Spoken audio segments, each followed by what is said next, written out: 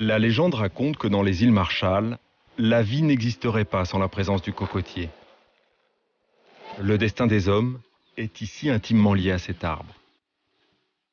Avec la pêche, la récolte est depuis des siècles la principale activité de cet archipel qui compte près de 60 000 habitants. Les ressources sont rares et la noix de coco est bien plus qu'un simple fruit. Nourriture, matériaux de construction, elle est présente partout. Pendant quelque temps, les îles Marshall ont même fait le rêve de l'utiliser comme carburant, ou plutôt comme biocarburant.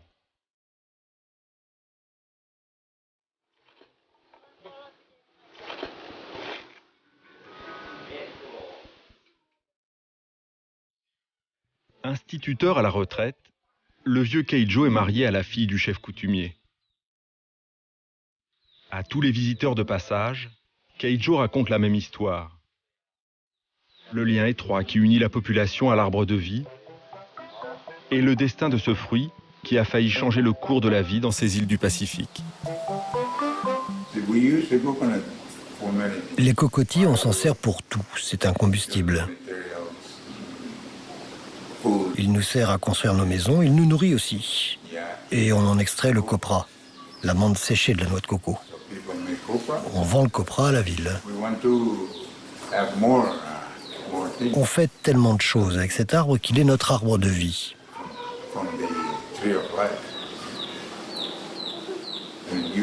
On s'en sert même comme carburant à la place de l'essence. Et c'est bien, parce qu'on peut le produire nous-mêmes. On n'a plus besoin de personne grâce à lui.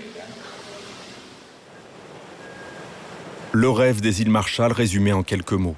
Ne plus avoir besoin de personne. Le pays est éloigné de tout, mais il n'a pas complètement échappé au développement. La capitale, Majuro, offre le visage d'un monde moderne, avide d'énergie.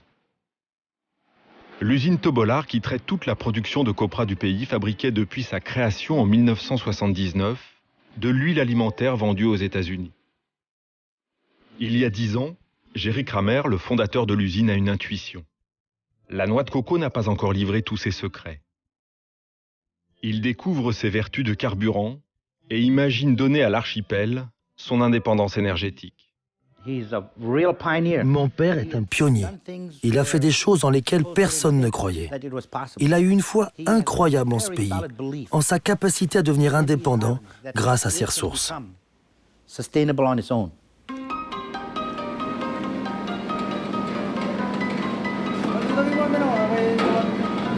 La pulpe de la noix de coco arrive à l'usine séchée en provenance de toutes les plantations des îles Marshall. Elle est alors pressée et filtrée pour donner une huile aux vertus diététiques reconnues. Aux États-Unis, l'huile de noix de coco est même aujourd'hui recommandée dans la cuisine pour lutter contre le cholestérol et les maladies cardiovasculaires. En s'inspirant des travaux de Rudolf Diesel, le créateur du moteur du même nom, Kramer a l'idée d'utiliser l'huile de coco comme biocarburant pour les voitures, les bateaux ou encore les groupes électrogènes des îles Marshall. Au-dessus de 25 degrés, l'huile garde des qualités qui lui permettent d'alimenter directement un moteur. Ça tombe bien, ici la température ne descend jamais en dessous de ce niveau. L'usine peut traiter 50 à 60 tonnes de copra en 24 heures. Avec ces 60 tonnes, on extrait environ 20 tonnes d'huile. Wheaton Barry, le contremaître, supervise l'activité d'une trentaine de personnes. Depuis la découverte de Kramer, l'usine fabrique toujours de l'huile alimentaire pour les États-Unis. Mais Tobollar fournit aussi du biocarburant à toute la population locale. Une aubaine pour un pays éloigné des grands marchés et chaque année un peu plus touché par la hausse sans fin des prix du pétrole. Les îles Marshall se sont soudainement mises à rêver d'indépendance énergétique. Pour faire tourner l'usine Tobollar, tout l'archipel a intensifié sa production.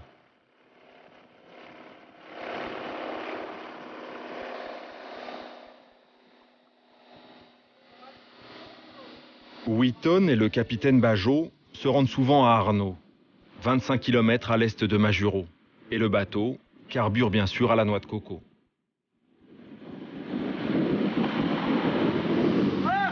100% pure noix de coco. Ça sent bon, non?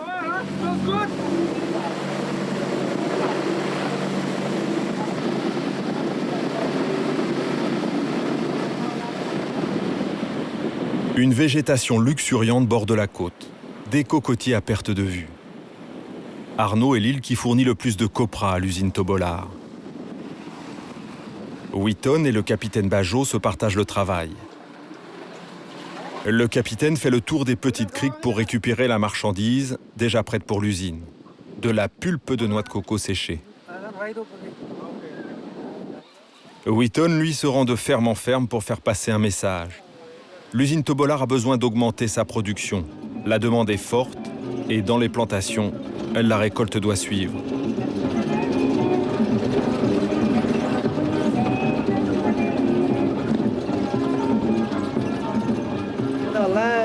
Il y a encore 3 ans, je ne venais ici qu'une seule fois par semaine. Maintenant, avec l'augmentation du prix du copra, je viens 4 fois par semaine. Les gens produisent plus parce que le prix du copra a grimpé.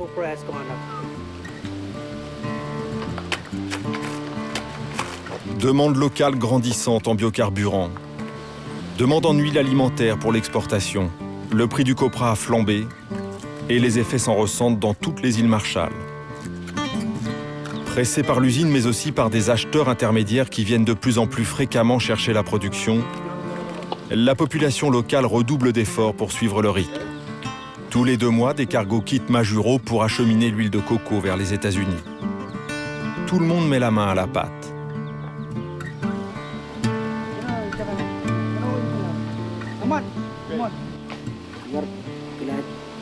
Moi, j'ai arrêté l'école à 9 ans. J'ai commencé à travailler dans le copra à partir de ce moment-là. Je le fais pour aider ma famille à gagner de l'argent.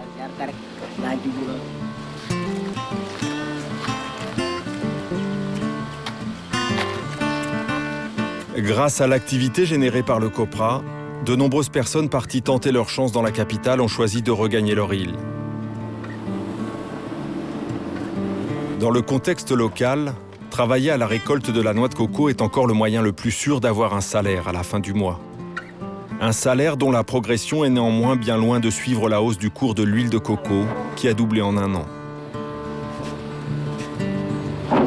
Pour aider les habitants, le gouvernement envisage de doter les fermiers de presses individuelles, leur permettant d'obtenir leur propre carburant pour alimenter groupes électrogènes et moteurs de bateaux.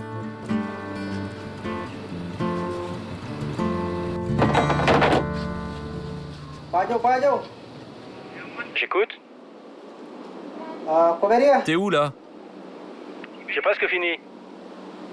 T'as récupéré des sacs? 3 tonnes. Et t'auras fini quand? Dans 2 heures.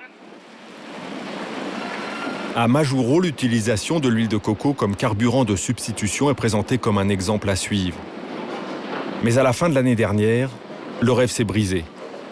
Les îles Marshall sont brutalement confrontées à la flambée des prix des matières premières. Les marchés dictent leurs lois. Des cours fixés dans des bourses situées à des milliers de kilomètres de l'archipel vont interrompre la marche en avant vers l'indépendance énergétique tant espérée.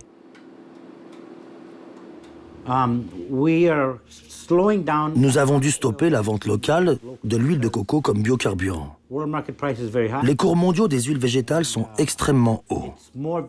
C'est devenu beaucoup plus intéressant de vendre toute l'huile comme huile alimentaire pour l'exportation. Le prix du diesel a grimpé, mais le prix de l'huile alimentaire a grimpé encore plus vite. Nous observons les prix du marché des huiles végétales. Et il continue à monter toujours plus haut. Mais évidemment, si le prix du diesel repasse au-dessus, nous recommencerons à vendre l'huile comme carburant. Cela sera de nouveau intéressant. Fable de la mondialisation. Les îles Marshall qui avaient rêvé autosuffisance énergétique et développement durable sont rattrapées par une réalité économique à laquelle elles doivent se plier. L'expérience qui a été suivie de près par d'autres îles du Pacifique tourne court. Le coco vaut de l'or en huile alimentaire et il disparaît de tous les moteurs des îles Marshall. Les compagnies pétrolières sont sans doute là pour longtemps encore.